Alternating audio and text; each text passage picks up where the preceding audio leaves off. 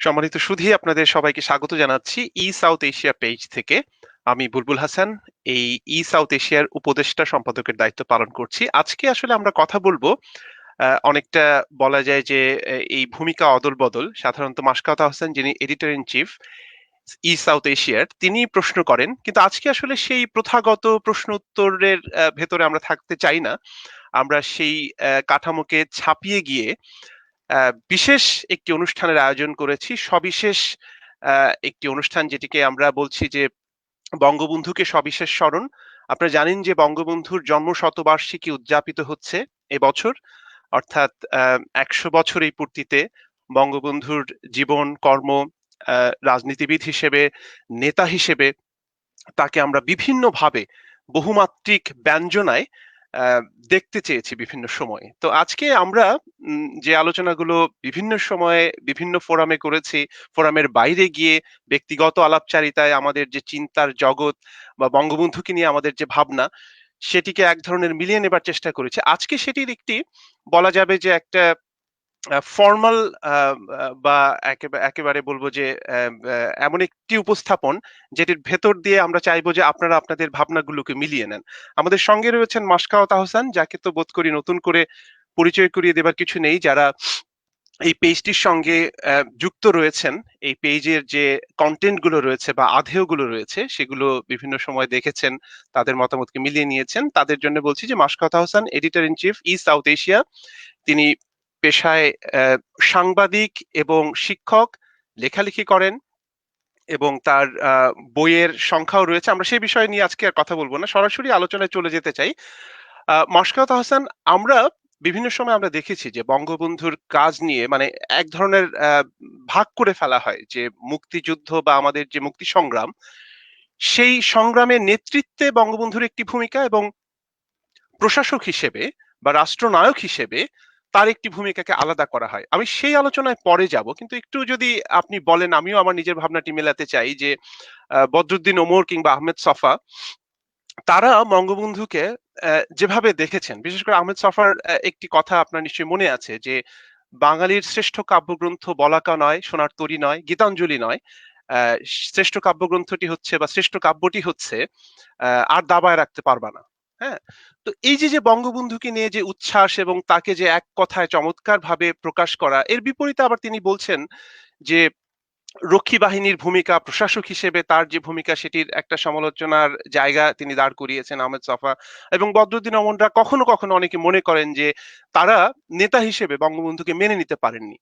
এই যে যে এলিট বুদ্ধিজীবীদের বঙ্গবন্ধুকে নিয়ে দেখা, বা আহমেদ ছফা যিনি প্রথা বিরোধী অনেকটা, তার বঙ্গবন্ধুকে নিয়ে যে এক ধরনের দ্বিমাত্রিক বা কখনো কখনো বহুমাত্রিক সমালোচনার জায়গা, উচ্ছ্বাসের জায়গা, এটিকে আপনি কিভাবে দেখেন? বঙ্গবন্ধুকে আহ, রাজনীতির ক্ষেত্রে একজন রাজনীতিক হিসেবে, জন আন্দোলনের নেতা হিসেবে দেখার একটা দীর্ঘ সময় মানুষ পেয়েছে, বাংলাদেশের মানুষ পেয়েছে, দক্ষিণ এশিয়ার মানুষ পেয়েছে, সারা পৃথিবীর মানুষই দেখেছে তার এই দিকটিকে, যে কিভাবে তিনি আহ, জনগণকে সংগঠিত করে জন আন্দোলনের মধ্য দিয়ে এবং পলিটিক্যালি খুব কারেক্ট থেকে রাজনীতিক হিসেবে একটিও আহ, ভুল না করে বা অসৎ উপায় অবলম্বন না করে সোজা পথে হেঁটে গিয়ে একটি জনপদকে নেতৃত্ব দিয়ে তাকে মুক্ত করতে পারে।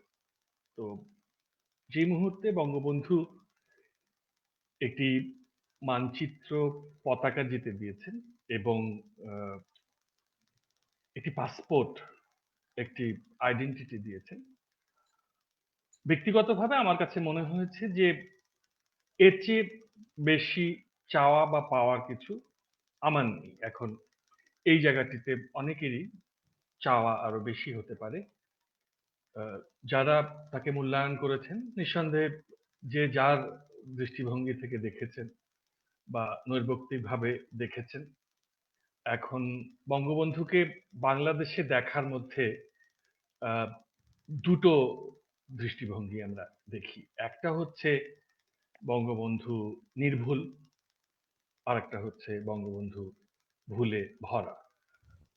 তো সে কারণে আমি আসলে প্রথম থেকেই এড়িয়ে যেতে চেষ্টা করেছি এই দুই ধরনের ন্যারেটিভকে। আমি চেষ্টা করেছি নিজে জানার, এবং নিজে জানার সুযোগ এখানে ছিল, কারণ এটা খুব দূরবর্তী কোনো ইতিহাস ছিল না। আহ, মোটামুটি ভাবে তার সমবয়সী মানুষ বেঁচে ছিলেন, তার চেয়ে কম বয়সী মানুষরা বেঁচে ছিলেন যারা তাকে কাছ থেকে দেখেছেন।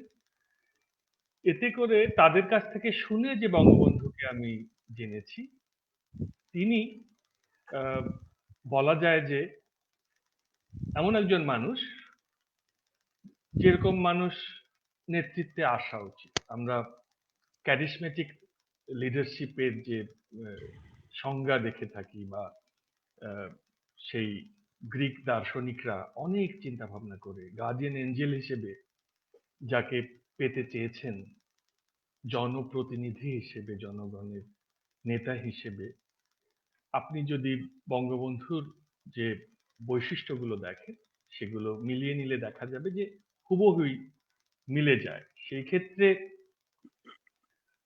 তার নেতৃত্বের জায়গাটিকে সমালোচনা করার কিছু আমি পাইনি, কিন্তু কিন্তু ওই যে প্রশাসনিক যে জায়গায় ওই যে যে বিভাজনটার কথা বলা হয় মাসকাত হোসেন, মানে বিভাজন মানে হচ্ছে যে এই যে যে টাইম ফ্রেমে ভাগ করে দেওয়া হয় যে পোস্ট লিবারেশন এবং প্রায়র টু লিবারেশন, হ্যাঁ, এই বিভাজন বা এই যে যে ডিস্টিংশন বা এই যে যে আলাদা করা তার নেতৃত্বকে, এই এই ধারণাটির সঙ্গে কি আপনি একমত? এটা আমার মনে হয় যে একটা আহ, পরস্পর প্রবিষ্ট বিষয়কে এভাবে আলাদা করা যায় না। হ্যাঁ, হুম, হুম, হুম, আর তাকে তো সময় দেয়া হয়। আপনি বলুন হুম, যে একটি দেশ স্বাধীন হওয়ার পরে এর পুনর্গঠনে যে সময়টুকু লাগে তা তো তিনি পাননি, বরং এই সময়ের মধ্যে যদি দেখেন তাহলে দেশটা কিন্তু সচল হয়ে গিয়েছিল। একটা দেশ যেটাকে বলা যায় পোড়া মাটির নীতি অনুসরণ করে ঔপনিবেশিক শক্তি, সেই পাকিস্তানি দখলদার বাহিনী যখন দেখেছে যে তারা এই যুদ্ধে হেরে গেছে, তখন তারা এটাকে পুড়িয়ে দিয়ে যেতে চেয়েছিল। একটা বলা যায় যে বঙ্গবন্ধু যখন ফিরে এসেছেন, একটা পোড়ো বাড়ি পেয়েছেন, কিন্তু খুব দ্রুত পুনর্গঠনের কাজগুলো হয়েছে। এটা এখন যদি ফিরে দেখা হয়, তাহলে এটা সবাই অনুধাবন করতে পারবেন যে স্কুল কলেজ ঠিক মতো চলেছে, অফিস আদালত ঠিক মতো চলেছে। একটা জীবনযাত্রাকে পরিচালিত করতে যা যা দরকার খুব দ্রুততার সঙ্গে উনি করে ফেলেছিলেন, কিন্তু সময় তাকে দেয়া হয়নি। এবং যে কারণে তার প্রশাসনিক দুর্বলতার দিকগুলো নিয়ে যারা আলোচনা করেন, তারা আসলে কিভাবে করেন তা আমি আহ, বলতে পারি না। তবে আর একটা জিনিস কিন্তু থাকে যে ধরেন সমবয়সী মানুষেরা, এরা অনেক সময় একজন মানুষকে মূল্যায়ন করতে চান না। সেটা একজন কবির ক্ষেত্রেও হতে পারে, সেটা একজন সাহিত্যিকের ক্ষেত্রে হতে পারে, সেটা একজন খেলোয়াড়ের ক্ষেত্রে হতে পারে। যে একজন বন্ধু একটা আহ, গল্প এখানে বলা যায় যে আহ, বলিউডের একটা ছবি থ্রি ইডিয়টস, সেখানে তিনজন বন্ধুর মধ্যে দুজন বন্ধু তার আর এক বন্ধুর নাম প্রথমে না দেখে মনে করে যে সে ফেল করেছে। ও তখন খুব দুঃখ পায়, আবার পরে যখন দেখে যে না, আসলে ওই বন্ধুটাই প্রথম হয়েছে, তখন তারা বলে যে আসলে বন্ধুকে ফেল করতে দেখলেও খারাপ লাগে, তাকে প্রথম হতে দেখলেও খারাপ লাগে। এরকম একটা জায়গা ছিল যে বঙ্গবন্ধু সমসাময়িকদের মধ্যে অনেকে আহ, এরকম মনে করেছিলেন যে তারা তখন বসে গিয়েছিলেন কোষ্ঠী পাথর নিয়ে তাকে যাচাই বাছাই করতে। এইটা আমার মনে হয়েছে যে একটা তিক্ত দৃষ্টিভঙ্গিতে দেখা, কারণ আহ, একটা দেশ পুনর্গঠনের কাজ যখন চলছে, তখন আসলে ওই ক্রিটিক্যাল মাইন্ডসেটটা থাকা দরকার। ক্রিটিক্যাল মাইন্ডসেট দরকার একটা দেশ দাঁড়িয়ে যাবার পরে, দাঁড়ানোর আগেই এটা আমার কাছে মনে হয়েছে যে আহ, আমার কাছে আরেকটা জিনিসও মনে হয় যে আমাদের মুক্তি সংগ্রামের যে দীর্ঘ পথ চলা, হ্যাঁ, উপনিবেশিক শাসনের বিরুদ্ধে, তো এই এই সংগ্রাম তো দীর্ঘদিনের। তো আমি যদি খুব বেশি পেছনে না গিয়ে আমি যদি এভাবে দেখি যে 40-এর দশক, 50-এর দশক, এই যে যে ঘটনাবহুল সময়টা, 60-এর দশক, সেখানে সোহরাওয়ার্দীর মতো নেতা ছিলেন, শেরে বাংলার মতো নেতা ছিলেন, মৌলানা ভাসানীর মতো নেতা ছিলেন, এবং এরকম আরো অনেকেই ছিলেন যাদের মাহাত্ম্য নিয়ে, যাদের নেতৃত্ব গুণ নিয়ে প্রশ্নের কোনো অবকাশ নেই। কিন্তু সেখান থেকে একজন বঙ্গবন্ধুর যে বঙ্গবন্ধু হয়ে ওঠা, আমার কাছে তো মনে হয় যে অসংখ্য লিটারেচার রয়েছে বঙ্গবন্ধুকে নিয়ে, বঙ্গবন্ধুকে নানাভাবে পোট্রে করা হয়। কিন্তু আমার কাছে কেন জানি মনে হয় যে বঙ্গবন্ধু যে বঙ্গবন্ধু হয়ে উঠলেন এদের মাঝখান থেকে, এই যে মহিরুহদের মাঝখান থেকে, এবং অনন্য এক উচ্চতায় নিজেকে তুলে ধরলেন, সেটি নিয়ে বোধহয় আরো মানে লেখালেখি বলি বা সৃজনশীল কাজ করা, বা এই যে আমরা যে বলি না যে সমাজ বীক্ষণ, হ্যাঁ, বা রাষ্ট্রকে নিয়ে রাষ্ট্র চিন্তার যে জায়গাটা, আমার কাছে মনে হয় যে ওখানেও ঘাটতি রয়েছে। মানে অসংখ্য বই রয়েছে, অসংখ্য লিটারেচার রয়েছে, কিন্তু ওই জায়গাটা আমার কাছে মনে হয় না যে খুব, মানে ইংরেজিতে আমরা একটা কথা বলি যে ক্রাফটম্যানশিপ, সেই জায়গাটিতে খুব দক্ষ তুলির আঁচড় দিয়ে কি আপনার মনে হয় যে কোনো বই বা কোনো লিটারেচার বা কোনো বঙ্গবন্ধুকে নিয়ে কোনো প্রকাশনা ঠিক সেই মাহাত্ম্যটিকে ধরতে পেরেছে?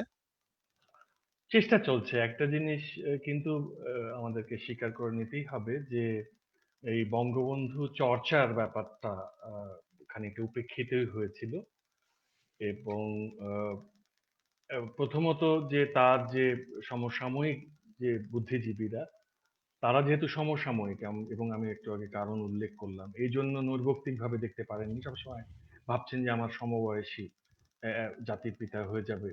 কি করে সে আমার পিতা হয়? মানে এই একটা খুব একটা ছেলেমানুষি চিন্তার জায়গা। এই জায়গাটা থেকে যারা কাজ করতে পারতেন তারা কাজ করে। আর পরবর্তীতে যেটা হয়ে যায় সেটা হচ্ছে যে ধরুন বঙ্গবন্ধুর যে হত্যাকাণ্ডের ঘটনাটি, এটি কিন্তু পৃথিবীর ইতিহাসে একটা বলা যায় যে আহ, একটা একটা বিরল একটা ঘটনা। কারণ আহ, একজন মানুষ যিনি সবাইকে বিশ্বাস করে আহ, জনমানুষের মধ্যে থাকছেন, উনি এমনকি সরকারি বাসভবনে গিয়ে না থেকে যে বাড়িতে নিজে থাকতেন ওখানেই থাকছেন। তার মানে উনি কিন্তু উনি তার জীবন নিয়ে ঝুঁকির কথা ভেবেছেন, কিন্তু সেটাকে উনি গুরুত্ব দেননি। উনি নিজেকেই কষ্টি পাথরে যাচাই করে দেখতে চেয়েছেন যে আমি জনমানুষের নেতা কিনা। কারণ উনি জানেন যে বড় বড় রাজভবনে চলে গেলে জনগণের প্রবেশাধিকার সংকুচিত হয়ে আসে। ওটা বোধহয় উনি চাননি। এই যে আমরা আজকে অনুষ্ঠানে বলছি যে সবার বঙ্গবন্ধু, তো ওই জায়গায় উনি ঝুঁকি নিয়েছেন এবং সেই ঝুঁকির প্রত্যুত্তরে যে ঘটনাটি আমাদের দেশের মানুষ ঘটিয়েছে তা তো আমাদের সমাজকে আহ, বিশ্বাসের অযোগ্য করে তুলেছে। এবং আমার তখন ধরুন 5 বছর বয়স, আমি কিন্তু তখন আহ, ম- একজন 5 বছর বয়সের শিশুর সামনে যখন আহ, দেখবে যে তার পরিবারের মানুষের মনটা খারাপ, তাদের তাদের মুখে অন্ধকার, তারা যেন একটা ভীতির মধ্যে চলে গেলেন, একটা একটা নীরবতার মধ্যে চলে গেলেন, তখন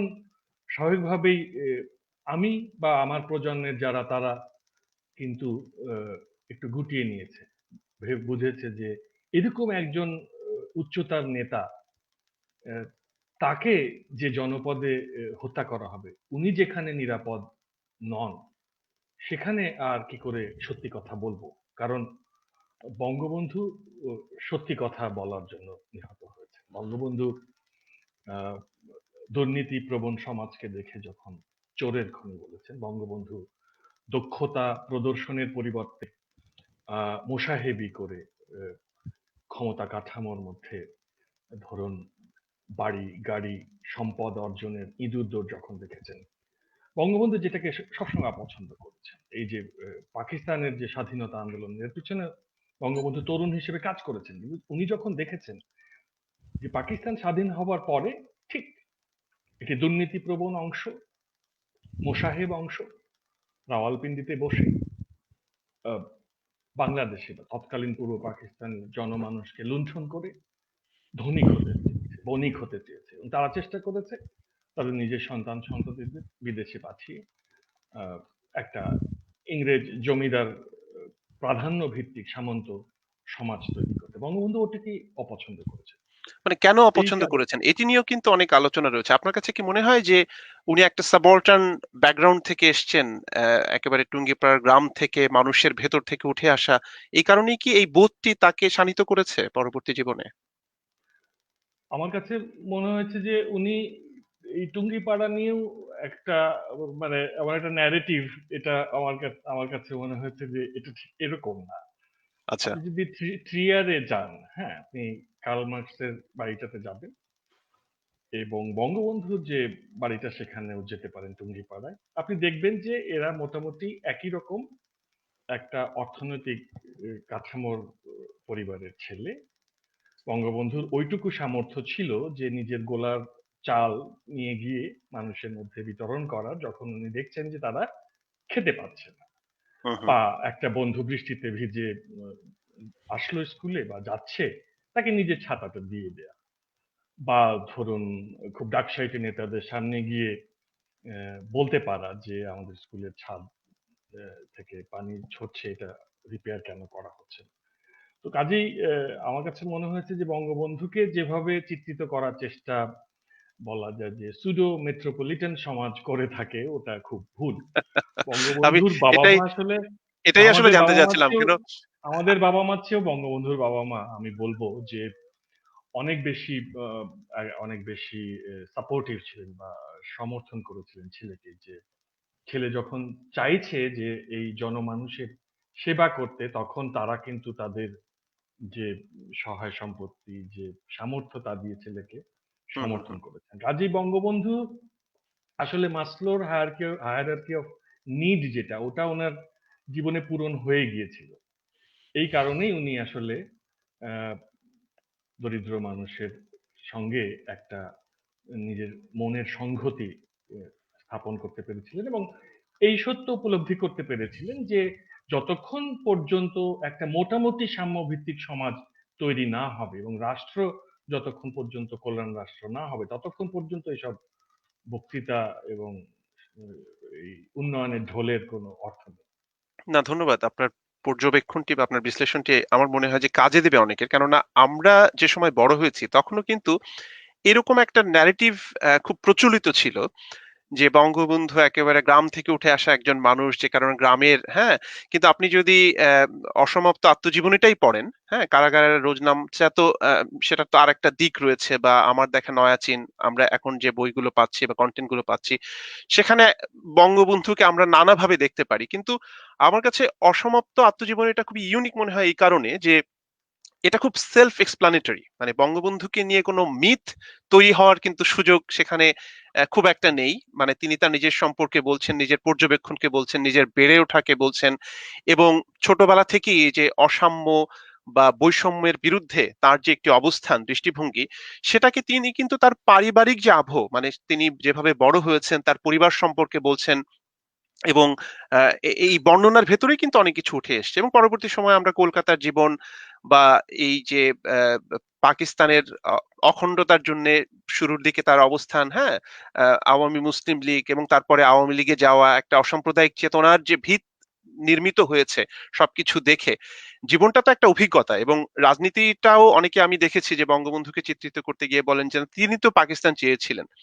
তো সেটাও তো একটা সময়কে খণ্ডিতভাবে উপস্থাপন করা, যে হ্যাঁ তিনি পাকিস্তান চেয়েছিলেন, তার মানে কি এই যে তিনি বাংলাদেশের স্বাধীনতা চাননি? তাহলে বাংলাদেশের স্বাধীনতার নেতৃত্বটা কে দিলেন? তাই না? এটা তো একটা প্রশ্নই।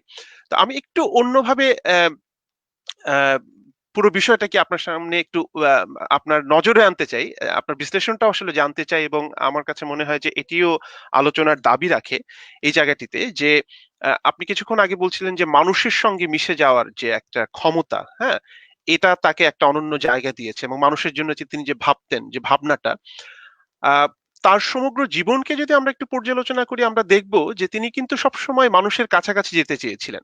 রাজনীতিবিদ এবং লেখকদের আমার কাছে মনে হয় যে এটা একটা প্রাথমিক গুণ।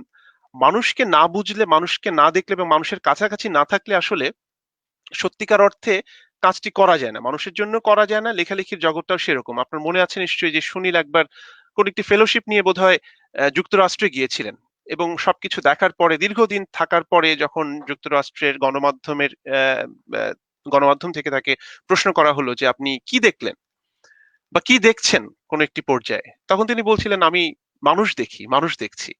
তো আমার কাছে মনে হয় যে মানুষকে দেখার যে দৃষ্টি, সেটা বঙ্গবন্ধুর সবার থেকে আলাদা ছিল। আপনি দেখবেন যে বঙ্গবন্ধুর আত্মজীবনী বা তিনি যে ডায়েরি লিখছেন, সেখানেই কিন্তু বারবার তিনি বলছেন যে ধরা যাক ৭০-এর নির্বাচনে যে প্রচারণা, হ্যাঁ, সেখানে আমরা তো এখন কি দেখি, যে বড় বড় জনসভা দেখি, নেতারা বক্তৃতা দিয়ে চলে যান।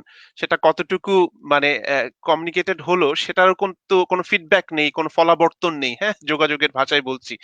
কিন্তু বঙ্গবন্ধু ছোট, ছোট পথসভা করে মানুষের খুব কাছাকাছি যেতে চাইতেন। এবং আমি ৭০ এর দশকে ওই সময়ের অনেক তরুণকে দেখেছি, পরবর্তী সময়ে তারা বৃদ্ধ হয়েছেন। তারা বলছেন যে বঙ্গবন্ধুকে তারা কাছে থেকে ছোঁয়ার দূরত্বে দেখেছেন। এটা কিন্তু অনেক বড় ব্যাপার। এত বড় মাপের একজন নেতা, তিনি মানুষের কাছাকাছি যাচ্ছেন এবং ওই যে এক ধরনের কি বলবো যে একটা প্রক্সিমিটি তিনি তৈরি করেছেন, সেটা কিন্তু বহু মানুষকে এই যে আওয়ামী লীগ যে দল হিসেবে একটা তৃণমূলের দল, সংগঠিত একটি দল এবং সেই অ্যাডভান্টেজটা তারা এখনো পাচ্ছে। কেন? কারণ সেই ভিতটি তো বঙ্গবন্ধু নির্মাণ করে দিয়েছেন। আপনার কাছে কি মনে হয় যে ওই যে নির্মাণ, সেই নির্মাণের জায়গাটিতে দাঁড়িয়ে এখনকার রাজনীতির যে পরিবর্তনটা, সেই পরিবর্তনটাকে কি আপনি একটা স্খলন হিসেবে দেখছেন? নাকি সত্যিকার অর্থে সময়ের প্রয়োজনে আমাদেরকে এরকম হতে হয়েছে?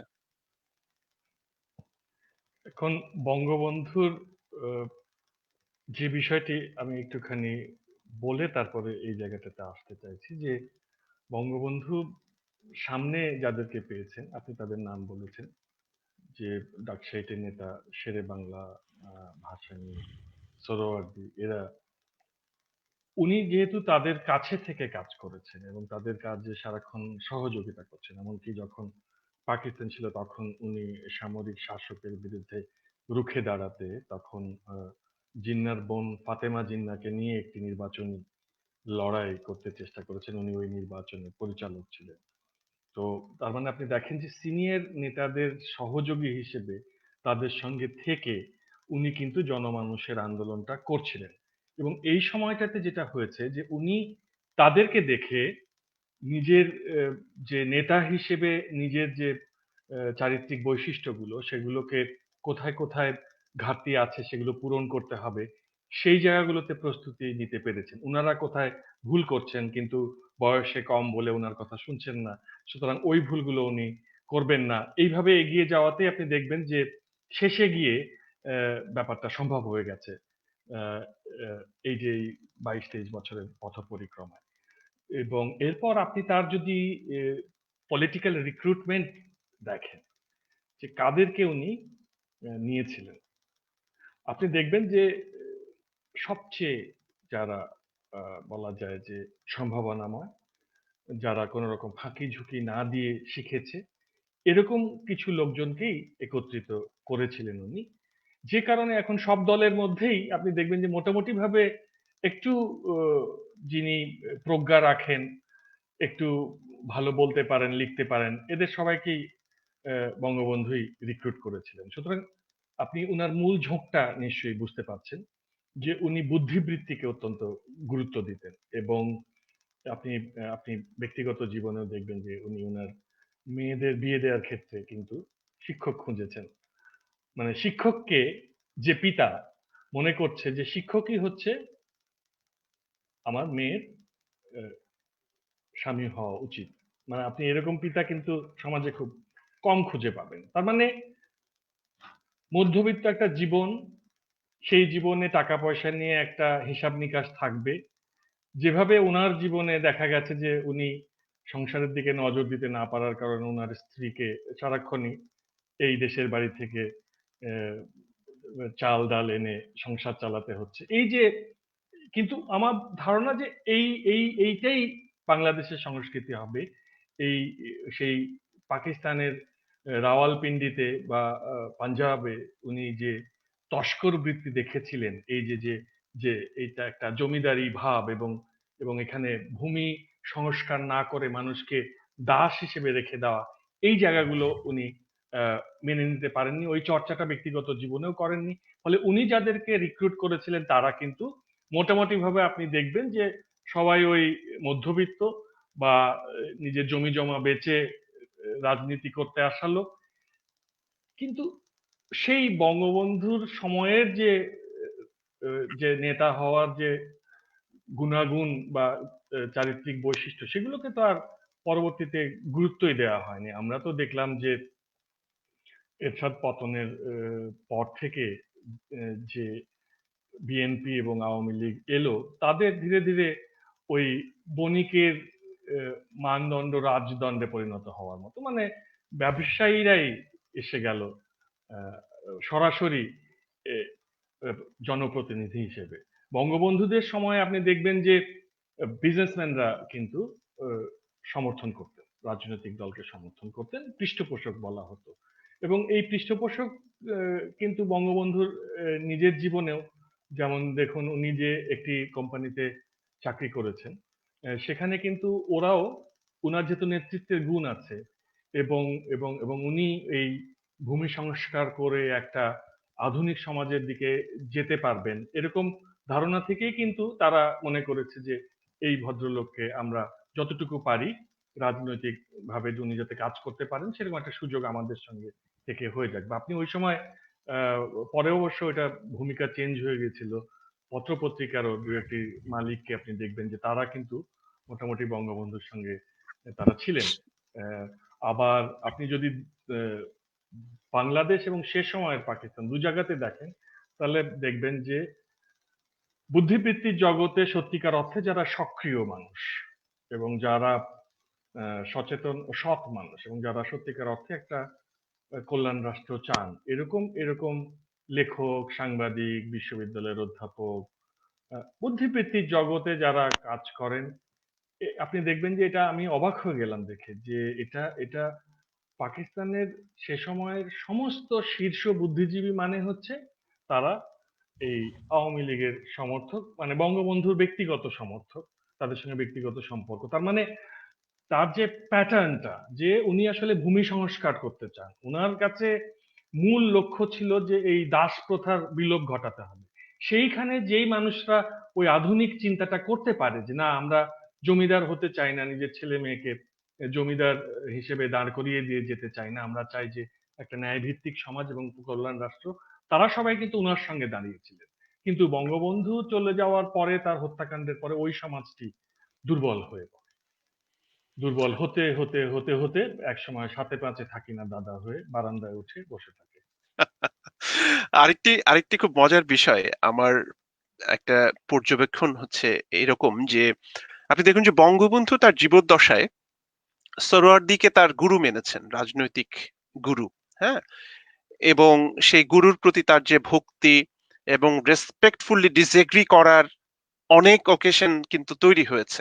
হ্যাঁ, কিন্তু তারপরে সম্পর্কের জায়গাটা কিন্তু কখনো চির ধরেনি। আমরা জানি যে বিভিন্ন বিষয়ে মৌলানা সাহেবের অনেক কিছুর সঙ্গে তিনি আহ, বলা যায় যে ভিন্ন মত পোষণ করতেন।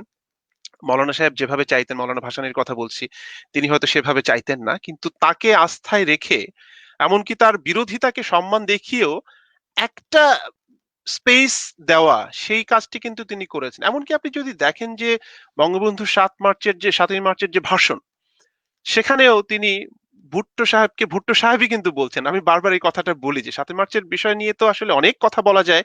সেই ভাষণ তো একটা ক্লাসিক মহাকাব্য, মহাকাব্যিক ভাষণ, সেটির অনেক আসপেক্ট রয়েছে। কিন্তু আমি রাজনৈতিক শিষ্টাচারের কথা বলছি। বঙ্গবন্ধু যেখানে তার ভিন্ন মতের মানুষদেরকে যেভাবে দেখতেন, আহ, সেই জায়গাটিও আমার কাছে মনে হয় যে সেখান থেকে আমরা অনেকখানি সরে এসেছি।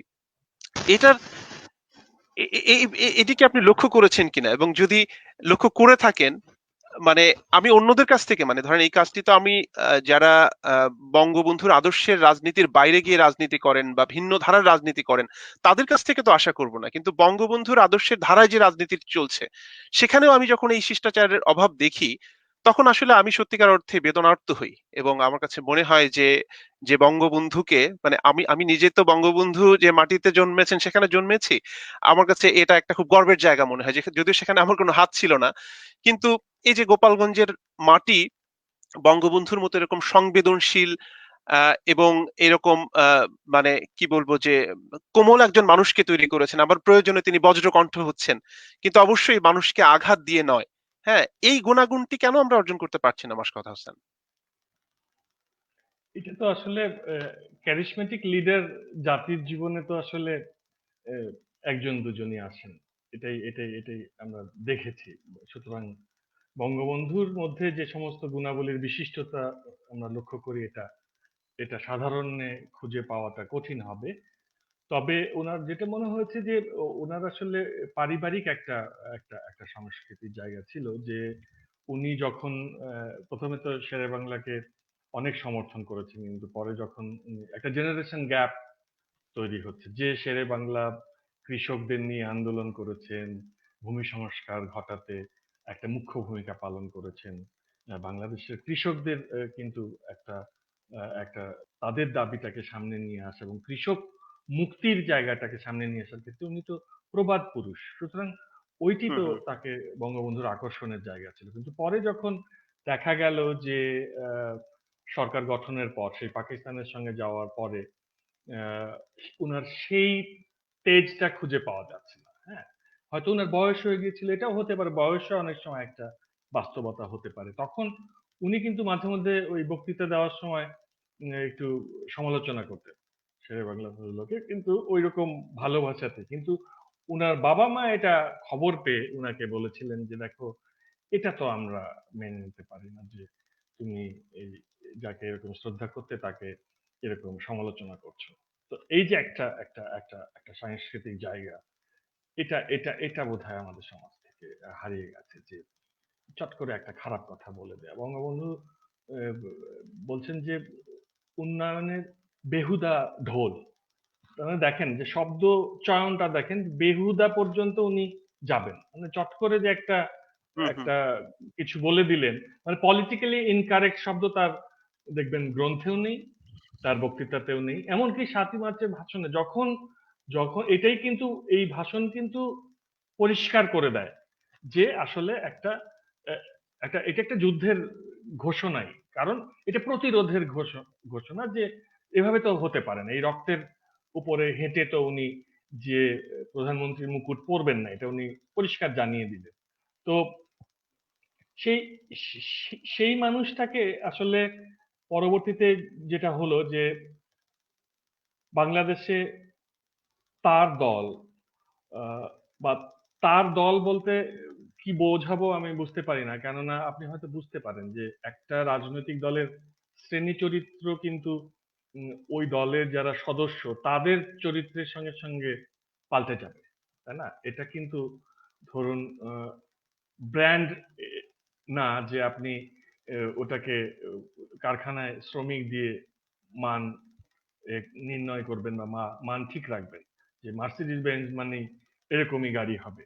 এটা যেহেতু রাজনীতি কারখানা, এইখানে যে মানুষরা আসছেন সেই মানুষরা আসলে একটা কল্যাণ রাষ্ট্র চান কিনা, সেই মানুষরা একটা সাম্যভিত্তিক সমাজ চান কিনা, সেই মানুষরা ধর্ম বর্ণ নির্বিশেষে সব মানুষের অধিকার সম্পন্ন একটি রাষ্ট্র চান কিনা, যেটাকে অসাম্প্রদায়িকতা বলা হয়।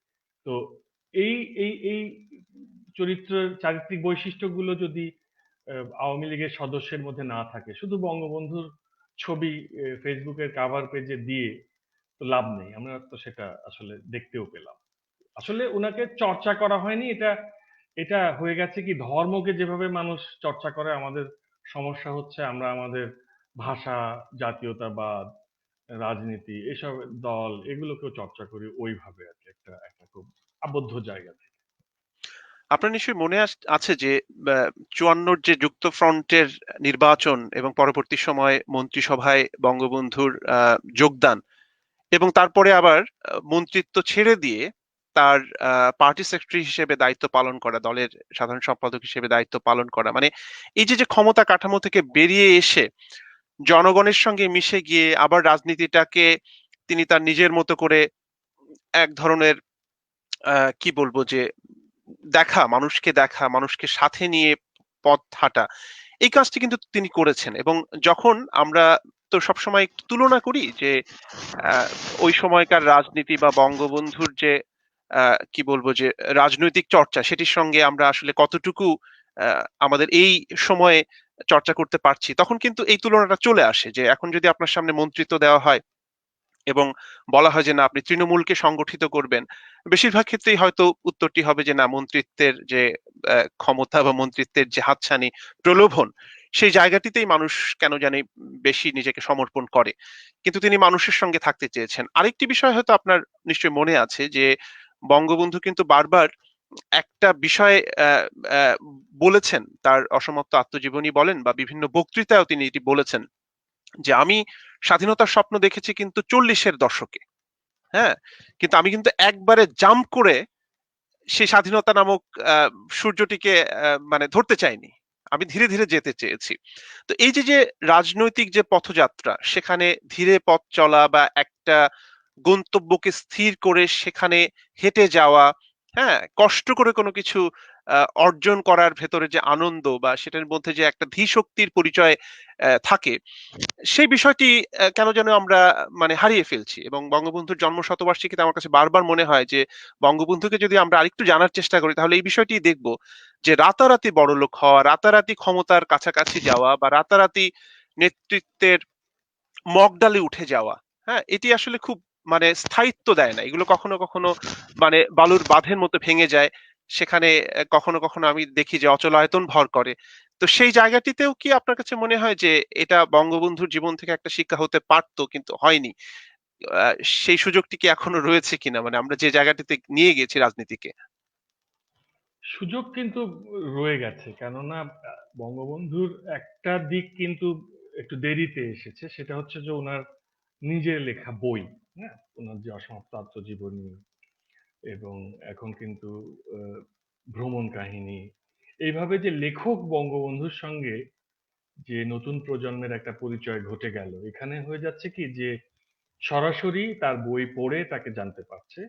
তার যে ভ্রমণটা, তার যে এই যে নিজের জীবনটাকে অন্যের জন্য উৎসর্গ করার মধ্যে যে আনন্দ এবং এই আনন্দের মধ্যে দিয়ে একজন মানুষ আসলে কতটা আত্মতৃপ্তি পেতে পারে। উনার কিন্তু এই যে উনি অমরতার আয়োজন কিন্তু ওই যখন আহ, ওই যে মানচিত্র পতাকা জিতে আমাদের হাতে পাসপোর্টটা তুলে দিয়েছেন না, তখনই কিন্তু অমরতার আয়োজন হয়ে গেছে আসলে।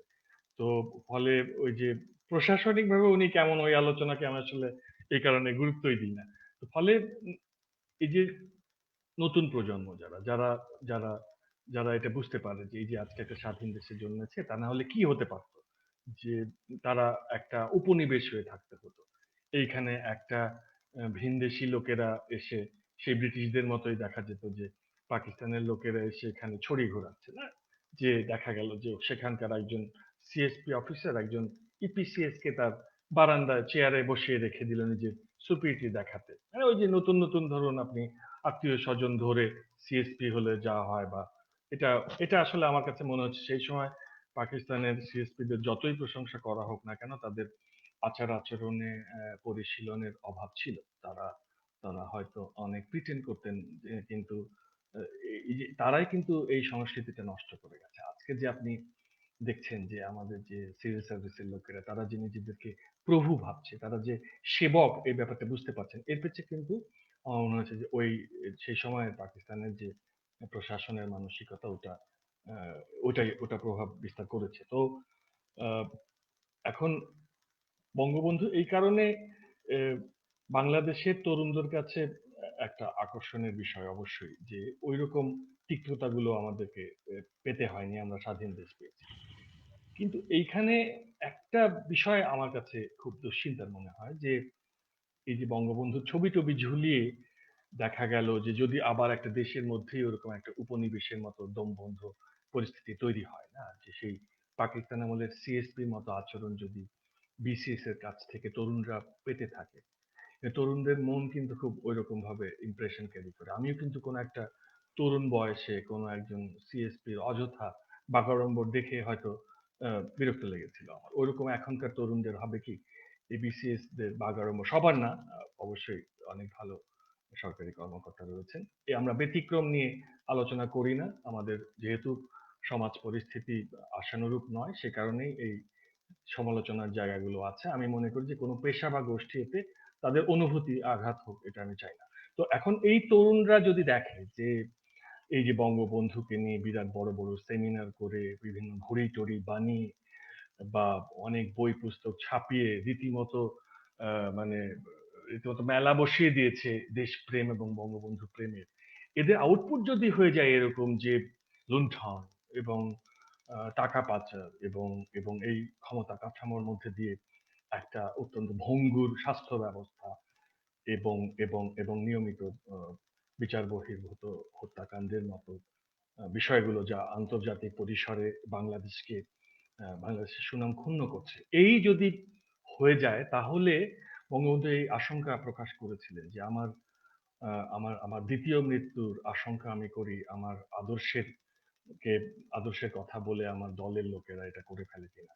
তা উনি কি ত্রিকালদর্শী টিরেসিয়াস ছিলেন কিনা আমি জানি না, কিন্তু ওই একটা ঝুঁকির জায়গা রয়েছে। তবে তারপরেও আইকন কিন্তু লাগে। হ্যাঁ, মানে আপনি জানেন যে তরুণ প্রজন্মের বেড়ে ওঠার সামনে আসলে বাতিঘর না থাকলে এগোনো যায় না, কাউকে না কাউকে আশ্রয় করে আপনাকে এগোতে হবে। তো বঙ্গবন্ধুর মধ্যে সব পাওয়া যাচ্ছে। আপনি বঙ্গবন্ধুর মধ্যে রাজনৈতিক নেতাকে পাচ্ছেন, বঙ্গবন্ধুর মধ্যে লেখককে পাচ্ছেন, বঙ্গবন্ধুর মধ্যে একটা একটা খুব খুব ক্যাজুয়াল মানুষ, অনানুষ্ঠানিক মানুষ, মানে যিনি যিনি কখনোই গুরু গম্ভীর নন, একটা সেন্স অফ হিউমার, একটা খুব গল্পবাজ মানুষ। হ্যাঁ, জীবনের প্রতিটি মুহূর্তকে উদযাপন করার সক্ষমতা সম্পন্ন মানুষ, একটা উদার হৃদয়ের মানুষ এবং সবাইকে দিয়ে যাবার মানুষ এবং কোনো কিছু পাবার প্রত্যাশা না করার মানুষ। আমার মনে হয় যে এরকম ভাবে তার জীবন থেকে অনুপ্রেরণা অবশ্যই বাংলাদেশের নতুন প্রজন্ম নেবে। আপনি শেষ দিকটাতে এসে যেভাবে তাকে চিত্রিত করলেন, এই প্রশ্নটি বা এই বিষয়টি সামনে না আনলেই নয় যে একজন নেতা বা এই যে যে লেখালেখির জগৎ, হ্যাঁ, নতুন করে আমরা তাকে জানতে পারছি তার লেখালেখির, তার অপ্রকাশিত যে আহ, বইগুলো বা ডায়েরিগুলো আমাদের সামনে আসছে, সেটির মধ্য দিয়ে আরেকটি বিষয় আপনি নিশ্চয়ই তার বই পড়ে, মানে বিশেষ করে অসমাপ্ত আত্মজীবনী পড়ে, এমনকি কারাগারের রোজনামচা পড়ে আপনি দেখেছেন যে তিনি কিন্তু আসলে সাংঘাতিক রকমের একজন ফ্যামিলি পার্সন।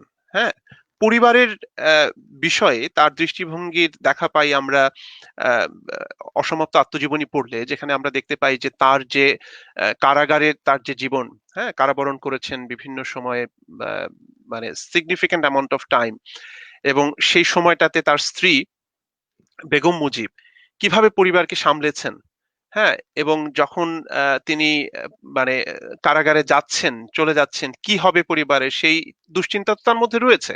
কিন্তু তারপরেও তিনি ন্যায্যতার জন্য এবং তার একটা মানে গ্রেটার কজ নিয়েই কিন্তু তিনি রাজনীতিটা করে গেছেন, এবং পরিবারকে এই যে যে এক ধরনের বঞ্চিত করছেন, এরকম একটা বোধ তার মধ্যে ছিল, এবং বারবার কিন্তু সেই বিষয়টি এসছে মাসকাত হাসান। আপনি লক্ষ্য করেছেন যে কতটা কষ্ট স্বীকার করতে হচ্ছে বেগম মুজিবকে। হ্যাঁ, আহ, সেটি তিনি বারবার আনছেন, আবার তার সন্তানদের কথা বলছেন।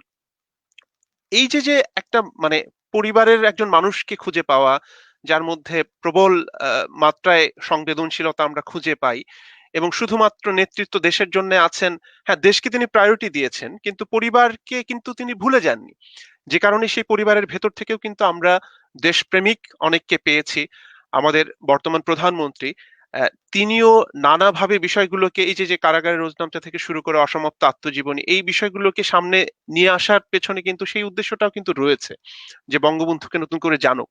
এই জন্য আমি মনে করি যে এই অনুষ্ঠানের মধ্য দিয়ে আহ, এতটুকু ধন্যবাদ তিনি অবশ্যই ডিজার্ভ করেন, যে এগুলো আমাদের সামনে দিয়েছেন। এবং দুই বোনের ভেতরে আমরা সেটি লক্ষ্য করেছি যে তারা তার বাবার এই যে যে মানবিক দিকগুলো বা পরিবার কেন্দ্রিক যে চিন্তাগুলো, সেগুলোকে বারবার সামনে নিয়ে আসছেন। একজন মানুষ যদি তার পরিবারের প্রতি এই সংবেদনশীলতা প্রদর্শন করতে না পারেন, বা এই অনুভবটি যদি কাজ না করে, তিনি তো বড় নেতা হতে পারেন না। তো আমার কাছে মনে হয় যে এখানে একটা যোগসূত্র রয়েছে। আপনার কাছে কি মনে হয়? বঙ্গবন্ধু তো একজন মায়ার মানুষ। হ্যাঁ, আমার আমার একটা ঘটনা একটু মনে পড়ে যায় যে আমি যখন সিভিল সার্ভিসে ছিলাম, বাংলাদেশ বেতারে কাজ করার সময় এক ভদ্রলোককে, উনি চাকরি থেকে বাইরে ছিলেন কারণ উনি বঙ্গবন্ধুর ব্যক্তিগত সহযোগী ছিলেন সে সময়, যেটাকে এমএলএসএস বলা হয়, লজিস্টিক হেল্প। তো হুম, হুম, উনি বঙ্গবন্ধুর বাসার অফিসে কাজ করতেন এবং পরে বঙ্গবন্ধু হত্যাকাণ্ডের পরে উনি মানসিক ভারসাম্য হারিয়ে ফেলেন, চাকরি কন্টিনিউ করতে পারেননি। পরে উনাকে এনে আবার ওই বাংলাদেশ বেতারে নিয়ে আসা হয়, কিন্তু কাজ করার মতো একটা উপযোগী মন উনার ছিল না। ওই বিভীষিকা থেকে এক ধরনের উইথড্রন ফ্রম লাইফ, মানে জীবনের প্রতি আগ্রহ নাই, সারাদিন খবরের কাগজ পড়ছেন, আকাশের দিকে তাকিয়ে থাকছেন, এরকম একটা মানুষ। তো এই মানুষটাকে আমার এনশিয়েন্ট মেরিনের মতো মনে হতো, যে আমি আসলে ওই তার কাছ থেকে বঙ্গবন্ধুকে বুঝতে চেষ্টা করেছিলাম। তো ওই ভদ্রলোক যেটা বলতেন যে উনার বাসায় তো থাকতেনই, তো এই যে নিজের ছেলে মেয়েকে যেমন ভালোবাসেন, ওই ভদ্রলোক একই রকম ভালোবাসা পেয়েছেন। তো আপনি নিশ্চয়ই বুঝতে পারেন যে মায়া ব্যাপারটা উনার কাছে, পরিবার ব্যাপারটা আসলে আরো সম্প্রসারিত, এবং পরিবারের প্রতি আমাদের বিশেষ করে প্রাচ্যের সমাজে অনেক দায়িত্ব পালনের জায়গা থাকে, যে কারণে ওনার মধ্যে একটা অপরাধ বোধও কাজ করতো জেলখানায় গিয়ে, বা যে আসলে তো আমি আমার সন্তানকে, আমার পরিবারকে বঞ্চিত করছি। তবে এই যে বৃহত্তর একটা পরিবারের বোধও ওনার মধ্যে ছিল, যে কারণে আপনি দেখবেন যে জেলখানায় উনি যখন ছিলেন, ওখানেও একটা বৃহত্তর পরিবার রচনা করেছেন উনি। তো মানে আসলে কি আমার মনে হয়েছে যে এই বই পুস্তক লিখ থেকে যেহেতু দুই ধরনের ন্যারেটিভ পাওয়া যায়, একটা হচ্ছে উনি দেবতা আর একটা হচ্ছে উনি খলনায়ক, তো আমি আর ওইটাতে না যেয়ে ওই চিহ্ন খুঁজতে চেষ্টা করেছি মানুষের কাছ থেকে, যে উনি উনি তো বাংলাদেশের মানুষটাকে কি চোখে দেখছে, যারা খুব কাছ থেকে দেখেছে, ভারতের মানুষ যারা কাছ থেকে দেখেছে তারা কিভাবে দেখছে, পাকিস্তানের যারা কাছ থেকে দেখেছিলেন তারা কিভাবে দেখছে। আমি এইভাবে প্রতীকগুলোকে জোড়া লাগাতে চেয়েছি, এই ওনার চিহ্নগুলোকে জোড়া লাগাতে চেষ্টা করেছি। সেইখান থেকে আমার কাছে মনে হয়েছে একটা কথা আজকে না বললেই না, যে যে মানুষটা কিনা তার শত্রু দেশে অবিসংবাদিত নেতা হিসেবে পরিগণিত, এবং সে সময়ের পরাজিত শক্তি পাকিস্তানের, যারা কিনা বঙ্গবন্ধুকে শত্রু হিসেবে একটা ন্যারেটিভ চালু করার চেষ্টা করেও ব্যর্থ হয়েছে, যে সমসাময়িক সময়ে পাকিস্তানের যে গুরুত্বপূর্ণ নেতারা বিভিন্ন দলে, তারা সবাই কিন্তু বঙ্গবন্ধুকে অবিসংবাদিত নেতা হিসেবেই উল্লেখ করেন, এবং সেখানকার গবেষণা কাজ দেখছি যেখানে তারা বলছে যে দক্ষিণ এশিয়ায় উনিই একমাত্র নেতা যিনি সবচেয়ে বেশি জনপ্রিয় ছিলেন, এবং একেবারে রাজনীতির ধাপে ধাপে এগিয়ে তারপর একটা ডেস্টিনেশনে পৌঁছেছেন। হঠাৎ বিদেশ থেকে ব্যারিস্টারি করে এসে বলেননি যে আমাকে এবার রাজা বানাও। তো তো এখন ব্যাপারটা হচ্ছে যে এই আমাদের দেশে উনাকে নিয়ে যে একটা সম্মান দিতে কারো কারো কুণ্ঠা, বা আহ, আহ, বা ধরুন আওয়ামী লীগ রাজনৈতিক দলের কিছু মানুষের আহ, খারাপ আচরণ, বা ফেসবুকে স্বঘোষিত বঙ্গবন্ধু প্রেমিকরা আজে বাজে ভাষায় মানুষের সঙ্গে কথা বলে তাদেরকে নানাভাবে ট্যাগিং করে দেয়, এসবের কারণে, বা তার কোনো আত্মীয় স্বজন যদি কোথাও দুর্নীতি করেন, বা খল চরিত্রগুলোর সঙ্গে আত্মীয়তা বা সম্পর্ক নির্মাণ করেন, এসবের জন্য আসলে বঙ্গবন্ধুর প্রতি কোনো রকম ক্রোধ তৈরি হওয়াটা আমার কাছে খুব একটা বাস্তবসম্মত মনে হয় না। বঙ্গবন্ধু একজন একক মানুষ, বঙ্গবন্ধুর আসলে সেই অর্থে এক বৃহত্তর পরিবারের মানুষ, হ্যাঁ, বাংলাদেশ পরিবারের মানুষ। সেইখানে আসলে আমার মনে হয়েছে যে মানে অন্যরা কি ভাবে আমাদেরকে, মানে এই যে পা- মানে প্রতিবেশী দেশের মানুষের সঙ্গে কথা বলার সময় কিন্তু আপনার সবসময় খেয়াল রাখতে হয় যে আপনার ঘরের দিকটা ঠিক আছে কিনা। তো আমার কাছে যখন মনে হয় যে বাংলাদেশে বঙ্গবন্ধুকে নিয়ে এরকম কিছু নেতিবাচক কথা হয়, এবং সেগুলো ভারত পাকিস্তান এসব দেশের মানুষ জানতে পারে, আমার কাছে মনে হয় যে এটা এটা আমাদের পরিহার করা উচিত। এই আহ, জায়গাটিতে একটু মেচুরিটি দরকার আছে আমাদের। হুমায়ুন আজাদ একবার বঙ্গবন্ধুকে নিয়ে একটি প্রবন্ধ লিখেছিলেন। অনেক কথাই ছিল সেখানে। তার দৃষ্টিতে বা তার পর্যবেক্ষণ অনুযায়ী বঙ্গবন্ধু কিরকম সেটি তিনি বলবার চেষ্টা করেছেন। একটি লাইন আমার বারবার শুধু কানে বাজে বঙ্গবন্ধুকে নিয়ে তিনি বলেছেন, খুবই ইন্টারেস্টিং। তিনি বলছেন যে ঘোষণা দিয়ে ঘোষক হওয়া যায়, কিন্তু বঙ্গবন্ধু হতে হলে বা মুজিব হতে হলে সাধনার প্রয়োজন হয়। হ্যাঁ, তিনি মনে করছেন যে বাংলাদেশের রাজনীতিতে সময়ের পরিক্রমায় সেই সাধনাটি অনুপস্থিত। মানে রাজনীতিবিদ হওয়ার জন্য যে চর্চাটা বা সাধনতা বা সাধনা বা যে কনসেন্ট্রেশনটা দরকার, যে ডেডিকেশন দরকার, সেই জায়গাটিতে তিনি ঘাটতি মনে করছিলেন। আমি ওই কথার সূত্র ধরে আপনার কাছে একটু জানতে চাইবো যে যারা বঙ্গবন্ধুকে আহ নিচে নামিয়ে আনবার একটা ব্যর্থ প্রচেষ্টা দীর্ঘদিন চালিয়েছে, এবং নিচে বলতে অনেকের সঙ্গে তুলনা করেছে, আমি সেই নামগুলো মেনশন করছি না, সেই মানুষগুলো যারা একটি ডিফারেন্ট ন্যারেটিভ, একটা মোটিভেশন থেকে বা একটা পারপাস কে ফুলফিল করার জন্য করেছেন, তারা যদি বরং বঙ্গবন্ধুকে স্বীকার করে নিয়ে, বঙ্গবন্ধুর মাহাত্ম্যকে, তার কন্ট্রিবিউশনকে স্বীকার করে নিয়ে রাজনীতিটা করতেন, আপনার কাছে কি মনে হয় যে রাজনীতিটা আরো একটা বেটার অবস্থানে যেতে পারতো?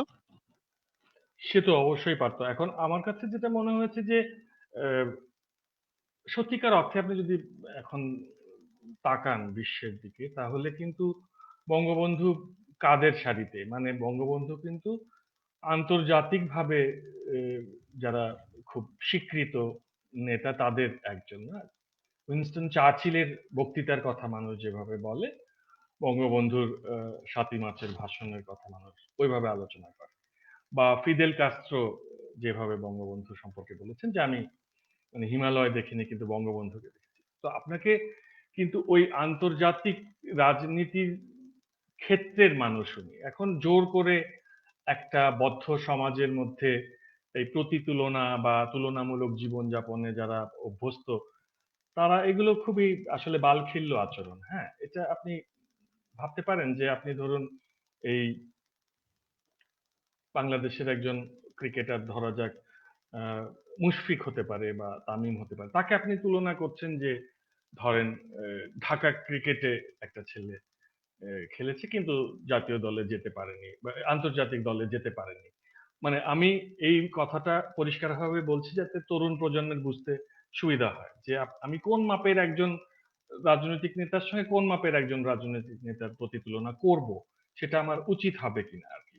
কারণ হচ্ছে যে আপনি দেখুন গান্ধীজি, তারপরে নেহেরু, জিন্নাহ এরা তো নিঃসন্দেহে বড় বড় নেতা, কিন্তু এখন কিন্তু গবেষণা করে দেখা যাচ্ছে যে ওই ভারত পাকিস্তানের লোকজনই দেখবেন যে এদের বই পুস্তকে পাবেন। আমি তো আপনাকে লিঙ্কও দিতে পারবো যে এরকম লেখালেখিও এসেছে যে দক্ষিণ এশিয়ার যে জনপ্রিয় নেতা হচ্ছে হুম, বঙ্গবন্ধু। হুম। তাই দেশে আর এগুলো করার কোনো মানে হয় না। আর ওই যে ছোট ছোট বিতর্কগুলো যে ঘোষক টোষক নিয়ে এগুলো তো মানে ভাবাই যায় না। মানে এটা তো অন্য, আমার কথা হচ্ছে যে আমি ওইটা দেখতে চেষ্টা করেছিলাম যে আচ্ছা সেই সময় যারা এনিমি ছিলেন বঙ্গবন্ধুর, এনিমি কান্ট্রি সেই সময়ে, তারা কাকে চেনেন? তারা কাকে কাউন্ট করেছেন? তারা কাকে প্রতিপক্ষ ভেবেছেন? একটাই নাম। ওই টিমের ক্যাপ্টেনের নামটাই বঙ্গবন্ধু। আহ, আমাদের সময় খুবই কম। ৩-৪ মিনিটের মধ্যে আমার দুটো বিষয় একটু খুব জানার ইচ্ছে, যদি একটু ব্রিফলি বলা সম্ভব হয়। একটা হচ্ছে যে বঙ্গবন্ধু তো রক্ত মাংসের মানুষ ছিলেন, তিনি তো আর দেবতা ছিলেন না যে তার কোনো বিষয় নিয়ে প্রশ্ন তোলা যাবে না বা সেটির একাডেমিক জায়গা থেকে সেটির কোনো ক্রিটিসিজম সম্ভব না। কিন্তু আমরা আহ, গত এক দশক বা তারও বেশি সময় ধরে বাংলাদেশে লক্ষ্য করছি যে বঙ্গবন্ধুর আহ, প্রশাসনিক অনেক বিষয় রয়েছে বা স্বাধীনতা উত্তর বাংলাদেশে তার অনেক আহ, সিদ্ধান্তকে অনেকে মনে করছেন যে ভুল ছিল। তো সেই ভুল বিষয়ে একাডেমিক আলোচনাও করা যাবে না বা সেটি নিয়ে কথা বলা যাবে না, এই এই এইরকম একটি প্রবণতা তৈরি হয়েছে। আপনার কাছে কি খুব হেলদি মনে হয় বিষয়টা? এটা তো আসলে কি যে আপনি জানেন যে দ্বন্দ্ব ছাড়া কখনো সভ্যতার বিকাশ হয়নি, তাই না? শুধু সিনথেসিস দিয়ে কিন্তু কোনো কাজ হবে না। এই যে দুটো চিন্তার দ্বন্দ্ব বা অ্যান্টিথিসিস না হলে কিন্তু আপনি থিসিসে পৌঁছাতে পারবেন না। এখন নিশ্চয়ই। এরকম যদি হয়ে যায় যে বঙ্গবন্ধুকে নিয়ে আলাপ আলোচনা করা মানেই একটা বিপদ হয়ে যেতে পারে। ওনার প্রশংসা করলে ঠিক আছে, সমালোচনা করলে সঙ্গে সঙ্গে পুলিশ ধরে নিয়ে যাবে ৫৭ ধারায় বা ডিজিটাল আইনে। তাহলে তো আর কেউ আলোচনাই করবে না। আলোচনা না করা মানে কিন্তু আলোচনাটা বন্ধ হয়ে গেল। আর দোকানপাট খুলে যারা ধরেন পাপড়ের মতো করে বা জিলাপির মতো করে বই বিক্রি করবে, খুবই নিম্নমানের বই যেখানে গবেষণা নেই, কাট কপি পেস্ট করা বই পুস্তক, এগুলো তো মানুষ পড়ে না। এবং এবং এই যারা বোঝায় যায় যে একটা একটা চাওয়া পাওয়া থেকে, একটা পার্থিব চাওয়া পাওয়া, একটা পদ পদবি পদকের জন্য, মানে যার পার্থিব জীবনটা খেয়ে পরে বেঁচে থাকাটা নির্ভরশীল আওয়ামী লীগের উপরে, সে বঙ্গবন্ধু সম্পর্কে বলে মরে গেলেও কেউ শুনবে না। কারণ হচ্ছে যে এভাবে হয় না। আর এই জায়গাটা খুব খুব আসলে আপনি যখন নৈর্ব্যক্তিকতা জিনিসটা তখনই আসে যখন একজন মানুষের নিজস্ব আহ, সক্ষমতা থাকে জীবন ধারণের, কারো উপরে নির্ভরশীলতা থাকে না বা কোনো একটা প্রাপ্তির কোনো জায়গা থাকে না। এখন আমার কাছে যেটা মনে হচ্ছে বাংলাদেশ বা দক্ষিণ এশিয়ার দেশগুলোতে এমন কিছু পাওয়ার নেই, মানে যারা সত্যিকার অর্থে সক্ষম মানুষ যে যাদেরকে তেল দিয়ে কোনো একটা পদে যেতে হবে বা এই নেতাদের বন্দনা করতে হবে। বঙ্গবন্ধুকে নিয়ে আলোচনা একাডেমিক ভাবে হতে হবে, এটাতে সমালোচনা হতে পারে। এবং আমার ধারণা যে এই জিনিসগুলো হচ্ছে কি যে একটা একটা একটা বদ্ধ চিন্তা, এই চিন্তা কিন্তু অন্যান্য রাজনৈতিক দলগুলোর মধ্যেই আছে। এটাকে একটা তালগাছ মানসিকতা। এবং এটা ধর্মের ক্ষেত্রেও আমরা দেখি যে অন্যান্য ধর্মের ক্ষেত্রে আপনি ধরুন যীশু খ্রিস্টকে নিয়ে ফিল্ম বানিয়ে ফেলতে পারবেন আপনি, হিন্দু ধর্মের দেবদেবীদের নিয়ে অনেক কথা বলতে পারেন, মোজেসকে নিয়ে আপনি করতে পারেন, কিন্তু ইসলাম ধর্মের ক্ষেত্রে মহানবী অনেক প্রোগ্রেসিভ এবং সোশ্যালিস্ট চিন্তার মানুষ হলেও সেই জায়গা নিয়ে যাওয়ারই উপায় নেই, মানে একটা অনুভূতি তৈরি করে রেখে দিয়েছে। মানে আপনি দেখবেন যে এই মহানবীর কাছে অনেকের পৌঁছানোর সুযোগ নেই, এই যে এই ভয়ে যে তাকে নিয়ে কি বলবো বাবা, একটা অনুভূতির মামলা ঠুকে দেবে। তো বঙ্গবন্ধুকে নিয়েও যদি এরকম একটা অবস্থা দাঁড়িয়ে যায়, আহ, একটা কুসংস্কার ভিত্তিক ধর্ম রাজনীতি চর্চার ধারাবাহিকতায়, তাহলে তো ক্ষতিগ্রস্ত হবে উনাকে জানার পথটা স্তব্ধ করে দেওয়া হয়। শেষ প্রশ্ন আপনার কাছে, যেহেতু আমরা সময়ের একেবারে শেষ প্রান্তে চলে এসেছি, সেটা হচ্ছে যে আমি খুবই সচেতন এই বিষয়ে যে 75-এর 15ই আগস্টের পরে আমরা আগস্ট মাস পার করছি। আহ, খুবই বিষাদময় একটা সময় আসলে। আগস্ট আসলেই সেই কথাগুলো মনে পড়ে যায়। এবং এটির মধ্য দিয়ে 15ই আগস্টের এই ভয়ঙ্কর, মানে নারকীয় হত্যাকাণ্ডের পরে যে কাজটি হয়েছে, যে ওই যে আগেও বলেছি যে এক ধরনের তুলনা, তাকে ছোট করা, খর্ব করা, তার মাহাত্ম্যকে প্রশ্নবিদ্ধ করা, এটির সঙ্গে যারা প্রো আওয়ামী বা বঙ্গবন্ধুর আদর্শকে ধারণ করেন তাদেরকে নিরন্তর যুদ্ধ করতে হয়েছে। এটা ঠিক আছে, এটা মেনে নিয়েই আমার কাছে মনে হয়েছে যে সেই যুদ্ধ করতে গিয়ে এমন একটা পর্যায়ে অনেকে পৌঁছে গেছেন যে বঙ্গবন্ধুর যারা স্নেহধন্য এবং তাদের বঙ্গবন্ধুর রাজনৈতিক পথ চলায় বঙ্গবন্ধুকে সাপোর্ট করার বা তার পাশে দাঁড়াবার একটা, বলা যায় যে, স্বীকৃত অবস্থান রয়েছে, তাদের প্রশংসা করলেও অনেকে কেমন যেন খুব ডিফেন্সিভ হয়ে যান। এবং সাম্প্রতিক সময়ে আপনি নিশ্চয়ই তাজউদ্দিনকে কেন্দ্র করে যে এক ধরনের অনাবশ্যক বিতর্ক তৈরি হয়েছে সেটিও লক্ষ্য করেছেন। আহ, আপনার কাছে কি মনে হয় যে সেই জায়গাটি থেকে আসলে, মানে বঙ্গবন্ধুকে স্টাডি করলে এবং বঙ্গবন্ধু সম্পর্কে জানলেই এই সংকীর্ণতা থেকে বের বের হয়ে আসা সম্ভব? মানে আমি আমি বিষয়টিকে এভাবে দেখি, আপনার পর্যবেক্ষণ জানতে চাই। ওই যে একটা গল্প প্রচলিত আছে যে একবার এরশাদের বোধহয় একজন আত্মীয় মারা গিয়েছিলেন। তো তখন দুজন মন্ত্রী গিয়ে প্রতিযোগিতা করছিল যে, মানে যে বলছে ওখানে যে আমিও, আমাকেও কবর দিয়ে দেন। তো তো ভক্ত বা খাদেম, এই যে একটা এর মধ্যে যে মাইন্ডসেট, এটা কিন্তু একটা, এর মধ্যে কিন্তু একটা নেশা থাকে, আসক্তি থাকে। আপনি দেখবেন মাজারে ওরা যখন জিকির করে, হ্যাঁ, তখন উন্মত্ত হয়ে যায়, উন্মাতাল হয়ে যায়। তখন আপনি যদি ওই যে মাজারে সে নাচছে, ওইখানে যদি আপনি গিয়ে ওই মাজারের যিনি শুয়ে আছেন তাকে নিয়ে কোনো সমালোচনা করেন, তাহলে কিন্তু আপনি দেখবেন যে আপনাকে মেরে ফেলবে, মানে গণপিটুনি তো অবশ্যই খাবে। তো এখন এই ভক্ত খুব একটা ক্ষতিকর জিনিস, কারণ ইতিহাসকে সেই সময়ে যেয়ে দেখতে হবে। বঙ্গবন্ধুর সঙ্গে তাজউদ্দিনের যে সম্পর্ক, এটা মানে ভাবা যায়, এই যে আন্ডারস্ট্যান্ডিং এর জায়গাটা, এই যে মানে একটা, আমি তো এদেরকে বলি যে 16 ডিসেম্বরের উড়ালের রাইড ভাতৃদ্বয় যেভাবে উড়োজাহাজ আহ, উদ্ভাবন করেছিল, এটা অনেকটা ওইরকম। এবং এই দুজনার যে সম্পর্ক, ওটা কিন্তু একই জায়গায় ছিল। এবং উনাদের সম্পর্ককে আমরা উনাদের চেয়ে বেশি বুঝি না, বা নানান গল্প এনে নানান ভাবে দেখতে পারি না। এই উনারা হয়তো কিছুটা সময়ের জন্য, তাজউদ্দিন যেহেতু যুদ্ধে নেতৃত্ব দিয়েছেন, যুদ্ধ ক্লান্ত, আপনি বোঝেন যে কি ধরনের চাপ তার মধ্যে পড়েছে, যে এক হচ্ছে এই যুদ্ধ চালানো, অন্যদিকে বঙ্গবন্ধুকে যেন হত্যা করে ফেলা না হয় এই জন্য লবি চালাতে থাকে ইন্টারন্যাশনালি। তো এরকম একটা অবস্থা থেকে ফিরে আসার পরে উনি কিছুদিন হয়তো, মানে উনার আমার কাছে মনে হচ্ছে নেগোসিয়েশন টেবিলে, ধরুন ক্রোধকে তো আপনার লুকাতে হবে, হ্যাঁ, ধরুন আমরা জানি যে বিশ্ব ব্যাংক, আইএমএফ, এইসব জায়গার লোকেরা এসে এমন এমন প্রেসক্রিপশন দেবে যে আপনার মেজাজটাই খারাপ হয়ে যাবে, কিন্তু ওটা তো লুকাতে হবে। এবং তাজউদ্দিন ওইরকমই মানুষ, উনি যথেষ্ট ডিপ্লোমেসি জানা মানুষ, কিন্তু উনি ও, যুদ্ধ ক্লান্ত এবং দেশের অবস্থা ওই সময় খারাপ, নানা দেশ শত্রুতা করছে, প্রয়োজনীয় চাল আমদানি করা যাচ্ছে না, একটা দুর্ভিক্ষ এসে যেতে পারে, এইসব টেনশনের মধ্যে হচ্ছিল কি, নেগোসিয়েশন টেবিল গুলোতে উনি হয়তো একটু ক্রুদ্ধ হয়ে যাচ্ছিলেন, যেটা আমরা ওই মিনিটস গুলো থেকে বুঝতে পারি না, যে ওই বক্তৃতা, ওই মিটিং গুলোর যে সারসংক্ষেপ সেখান থেকে দেখে, ওই জন্য হয়তো কিছুদিনের জন্য উনি বিশ্রামে গিয়েছিলেন। কিন্তু এই দুজনার যে আন্ডারস্ট্যান্ডিং, যে বন্ধুত্বের জায়গা বা যে ভালোবাসার জায়গা, শ্রদ্ধা এবং স্নেহের জায়গা, এই জায়গাটিতে আমার মনে হয় যে এই একবিংশ শতকে আবার এই খাদেম ভক্ত প্রকৃতির মানুষদেরকে নিয়ে আসা ঠিক না। কারণ তাজউদ্দিন বঙ্গবন্ধুর প্রতীতি বোঝার জন্য তো একটা প্রস্তুতি প্রয়োজন আছে। পৃথিবীর সব মানুষই সমান, কিন্তু চিন্তার ক্ষেত্রে একটা সুনির্দিষ্ট জায়গায় আপনাকে যেতে হবে। এইটা স্বশিক্ষিত একজন মানুষের মধ্যে থাকতে পারে, এটা বিশ্ববিদ্যালয়ে শিক্ষিত মানুষের মধ্যে থাকতে পারে, কিন্তু থাকতে হবে। যে মানুষটা নৈর্ব্যক্তিক ভাবে দেখতে পারবে, যে মানুষটা আবেগে উদ্দীপ্ত হয়ে অন্ধ হয়ে যাবে না, আসলে এই অন্ধ ভক্ত খুব ক্ষতিকর, অনেক ধন্যবাদ। পরিবেশ আমরা নষ্ট করে।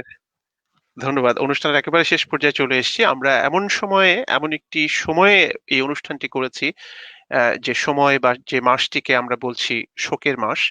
এবং কেন সেটি শোকের, আহ, সেটি আপনারা সবাই জানেন যে এটি বাঙালি জাতির এক ধরনের হৃদয়ের রক্তক্ষরণ। আমি বলে থাকি মাঝে মাঝে যে এটা এক ধরনের কৃষ্ণ গহ্বর সৃষ্টি করেছে। যে মানুষটি আমাদের মহান স্বাধীনতা যুদ্ধে নেতৃত্ব দিয়েছেন, যে মানুষটি সাধারণ মানুষের জন্য, বাংলার মানুষের জন্য এতখানি ত্যাগ স্বীকার করেছেন, যে মানুষ কি না হলে আসলে আমরা যে পতাকার কথা বলছি, মানচিত্রের কথা বলছি, সেটি হয়তো অধরাই থেকে যেত। এরকম একটি আহ, বলা যায় যে স্টেটমেন্ট খুব সহজে আমরা দিতে পারি, কেননা যে ধারায় ঔপনিবেশিক শাসন চলছিল, খুব সহজ ছিল না বিষয়টি। তো আমরা যারা এই মাসে 15ই আগস্টে যারা প্রাণ হারিয়েছেন, বঙ্গবন্ধু সহ তার পরিবারের সদস্যদের প্রতি আমরা শোক প্রকাশ করছি এবং তাদের রুহের মাগফিরাত কামনা করছি। এবং সবচেয়ে বড় কথা হচ্ছে যে আমি পুরো ঘটনাটি তো ভীষণ রকমের বিয়োগান্তক, কিন্তু একটি দৃশ্য আমি শুধুমাত্র কল্পনা করি, যে যখন শিশু রাসেল তার মায়ের কাছে যেতে চাইছিল, তখন বঙ্গবন্ধু যখন ওই সিঁড়িতে পড়েছিলেন, তার রক্তের উপর দিয়ে কিন্তু, মানে তিনি দেখতে পাচ্ছেন, রাসেল দেখতে পাচ্ছে যে তার বাবার মৃতদেহ সেখানে, এবং সেই রক্তের উপর দিয়েই কিন্তু তাকে যেতে হয়েছে উপরের দিকে।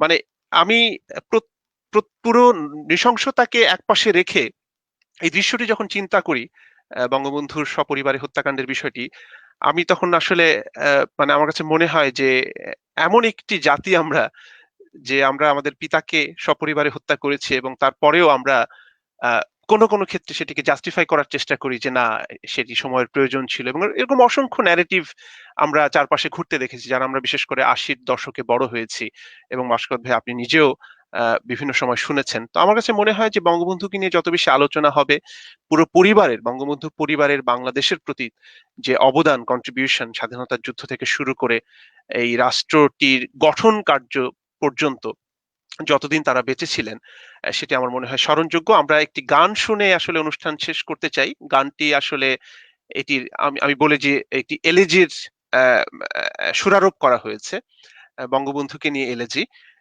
এবং সেই শোকগাথার রচয়িতা হচ্ছেন অধ্যাপক আবু সাইদ, একসময় গণপ্রজাতন্ত্রী বাংলাদেশ সরকারের তথ্য প্রতিমন্ত্রী ছিলেন, এবং এটি গেয়েছেন সাদি মোহাম্মদ তার খুবই আবেগ ভরা কণ্ঠে। আমার এবং মাশকাওয়াত হাসান দুজনেরই খুব প্রিয় গান, আপনাদের অনেকেরই ভালো লাগবে।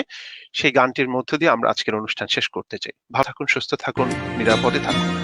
সেদিন আকাশে শ্রাবণের মেঘ ছিল, ছিল না চাঁদ। ভোরের আকাশে সূর্যের আলো ঢেকে তোমার রক্ত মিশে গেল সমুদ্র সমতল। সেদিন আকাশে শ্রাবণের মেঘ ছিল, ছিল না চাঁদ।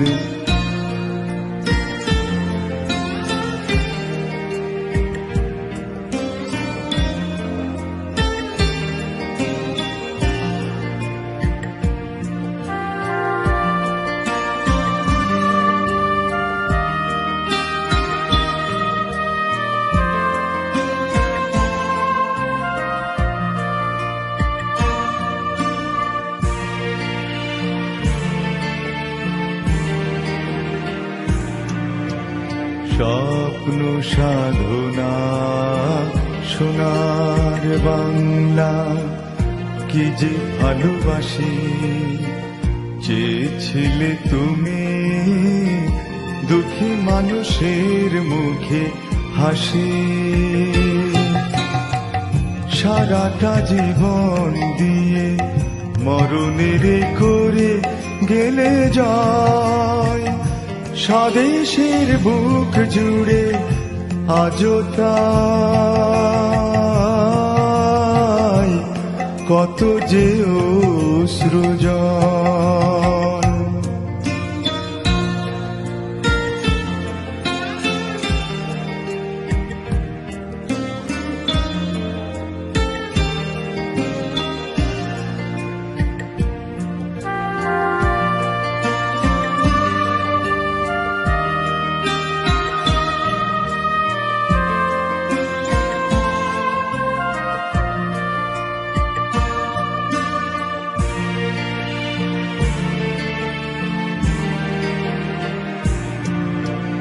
কে বলে আজ এই বাংলায় শুধু তুমি নেই, কেবল তুমি, যেদিকে তাকাই শুধু তুমি। তোমার কীর্তি শাশ্বত অমলিন, সূর্য পতাকা প্রিয় স্বাধীনতা।